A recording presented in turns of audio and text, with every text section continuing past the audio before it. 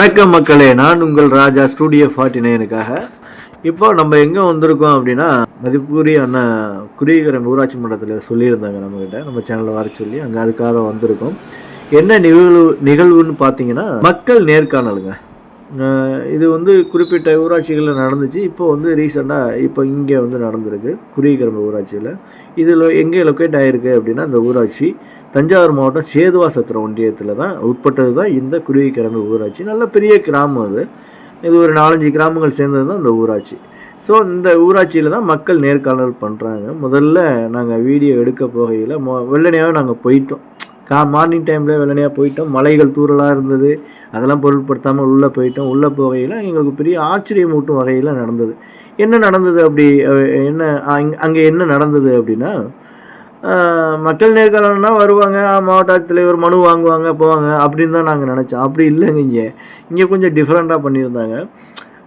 அரசு நலத்திட்டங்கள் என்னென்னவோ, கால்நடையாக இருக்கட்டும், இல்லை டெங்கு காய்ச்சலுக்காக இருக்கட்டும், இல்லை சத்துணவு ஊட்டச்சத்துக்களாக இருக்கட்டும், இல்லை குழந்தைகள் நல வாரியமாக இருக்கட்டும், எல்லாருமே அங்கே ஸ்டாலாகவே போட்டிருக்காங்க. எங்களுக்கு ரொம்ப பெருமையாக இருந்தது. அந்த காணொலிலாம் நீங்கள் பார்ப்பீங்க. அவங்கள்ட்ட நேர்காணலும் நாங்கள் பண்ணியிருக்கோம். அதை விட நம்ம சேதுவாசத்திர ஒன்றியத்தில் அதிகப்படியான குழந்தைகள் அதாவது பேராவணி சட்டமன்ற தொகுதியில் அதிகப்படியான சிறு குழந்தைகளுக்கான திருமணம் நடந்திருக்கு அப்படின்னு நிறையா பேசுனாங்க.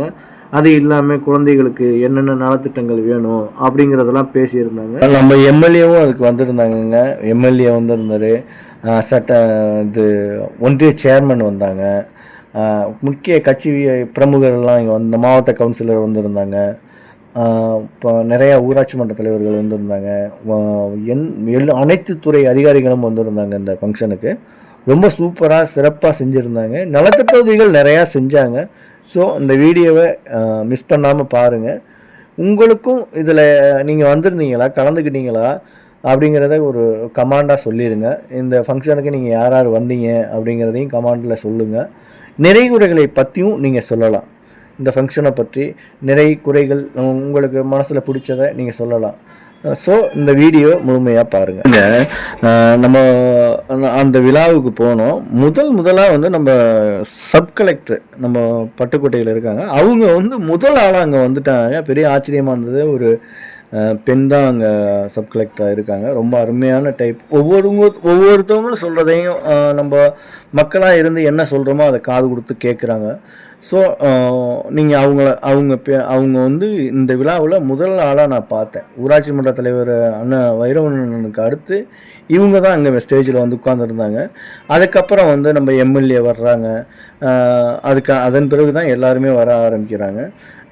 அதன் பிறகு வந்ததோட உள்ளே வந்து கலெக்டர் வர ஆரம்பிச்சிட்டாங்க. மக்கள் கூட்டிட்டாங்க.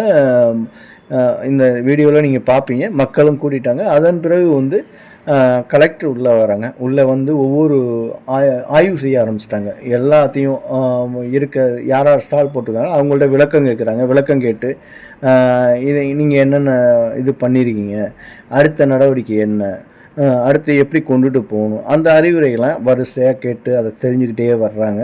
தெரிஞ்சுட்டு வந்துட்டு அப்புறம் அங்கேயே நலத்திட்ட உதவிகளும் செய்ய ஆரம்பிக்கிறாங்க. ஸ்டேஜுக்கு வராங்க. ஸ்டேஜில் வந்து எல்லாரையும் வாழ்த்துறை என்னென்ன பயன்கள்லாம் பேசுகிறாங்க. பேசுனதுக்கப்புறம் இவங்க வந்து கலெக்டர் பேசுகிறாங்க. கலெக்டரை பற்றி நம்ம சொல்லியே ஆகணுங்க. நம்ம தஞ்சாவூர் மாவட்ட கலெக்டர் ஆட்சித்தலைவர் வந்து மிகப்பெரிய ஒரு பெண் தான் அவங்க. ஆனால் உண்மையிலே ஒரு சூப்பரான கேரக்டர்னு தான் சொல்லணும். அவங்க யாருக்கிட்ட பேசினா, சின்ன குழந்தை பேசினா கூட அவங்கள்ட்ட காது கொடுத்து கேட்குறாங்க.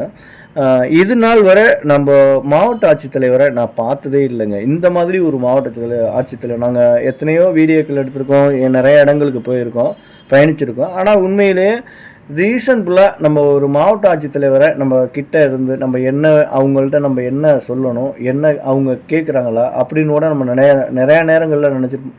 ஒரு மனு கொடுத்தா தூக்கி போட்டுருவாங்க, அப்படி தான் நம்ம மனசுக்குள்ளே இருந்துச்சு. ஆனால் இவங்க என்ன பண்ணுறாங்க அப்படின்னா, யார் போய் பேசினாலும் அவங்களுக்கான ரெஸ்பான்சிபிலிட்டி கொடுத்துட்டு அவங்க சாதாரணமாக நம்ம ஒரு கிராமத்து பெண்ணு தான் அவங்க வந்து அவங்க சில நான் ஆட்சித்தலைவராக நம்ம இது பண்ண வேண்டியதில்லை.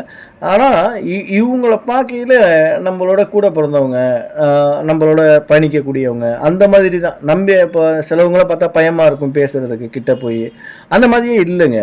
இவங்க கேஷுவலாக யார் பேசினாலும் அதுக்கான பதில், ரெஸ்பான்சிபிலிட்டி சூப்பராக கொடுக்குறாங்க.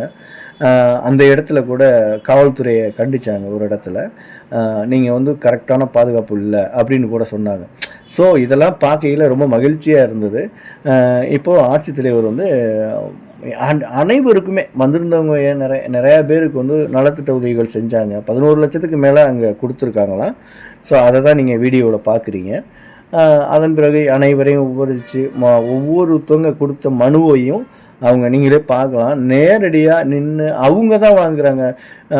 சிலவங்க என்ன பண்ணுவாங்கன்னா, ஒரு இப்போ அசிஸ்டண்ட் வந்தாங்கன்னா வாங்க அப்படின்ட்டு போயிடுவாங்க. ஆனால் அவங்க அது மாதிரி பண்ணலை. ஒவ்வொருத்தவங்களையும் சொல்கிறாங்க. பெண்களாக இருக்கட்டும், இல்லை ஒரு சங்கமாக இருக்கட்டும், இல்லை சாதாரண ஒரு ஃபேமிலியிலேருந்து எனக்கு இந்த உதவி வேணும் அப்படிங்கிறவங்களும் சரி, நேரடியாக வந்து அவங்கள கலாய்வு பண்ணுறாங்க. அந்த இதை பார்த்துட்டு கண்டிப்பாக நான் செய்கிறேம்மா, 1 வாரம் டைம் கேட்குறாங்க, 3 நாள் டைம் கேட்குறாங்க, 1 மந்த் டைம் கேட்குறாங்க. ஏன்னா அந்த மனுவோட தாக்கத்தை பொறுத்து அவங்க சொல்கிறாங்க. இன்னொன்று சொல்லணுங்க, தென்னை கிழக்கு கடற்கரை சங்கம்னு சொல்லிட்டு தென்னை விவசாயிகள் சங்கம்னு ஒன்று இருக்காங்க. அவங்க கொடுக்கையில் ரொம்ப ரீசனபுளாக ஓகே உங்களுக்கு நாங்கள் பண்ணித்தர்றோம் அப்படிங்கிற மாதிரிலாம் பேசியிருந்தாங்க. மக்கள் வந்து வீடு கேட்டிருந்தாங்க. இது மாதிரி நாங்கள் கோயில் இடத்துல இருக்கோம், எங்களுக்குன்னு ஒரு இடம் வேணும் அப்படின்னு கேட்குறாங்க. அதுக்கும் அவங்க பதில் சொல்கிறாங்க. நிறையங்க இதை சொல்லவே நம்மளோட மாவட்ட ஆட்சித்தலைவர் வந்து சூப்பராக பண்ணுறாங்க. எந்த சேவையாக இருந்தாலும் இது மாதிரி ஒரு மனிதரை நம்ம தவிர்த்திடக்கூடாது. அவங்க வந்து பல்லாண்டு காலம் வாழணும்னு தான் நம்ம வந்து வாழ்த்தணும். ஏன்னா அவங்க ரொம்ப ரொம்ப மனசுக்கு பிடிச்சதுங்க. ஸ்டூடியோ 49ல் இப்படி ஒரு மாவட்ட ஆட்சித்தலைவர் இருக்காங்க தஞ்சாவூர்லங்கிறது உண்மையிலே நம்ம வரப்பிரசாதமாக தான் நம்ம ஏற்றுக்கணும்.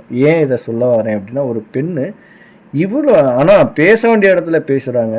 மக்கள்கிட்ட எப்படி பேசணும் அப்படிங்கிறதெல்லாம் நாங்கள் கண்கூட பார்த்தோம். நீங்கள் அந்த வீடியோலையும் பார்ப்பீங்க.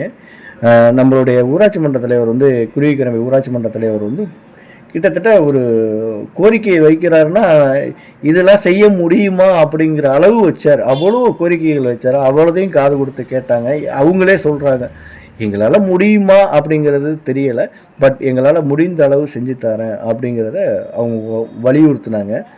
ஸோ கண்டினியூட்டியாக பாருங்கள். இந்த வீடியோவை ஸ்கிப் பண்ணாமல் பாருங்கள். நன்றி.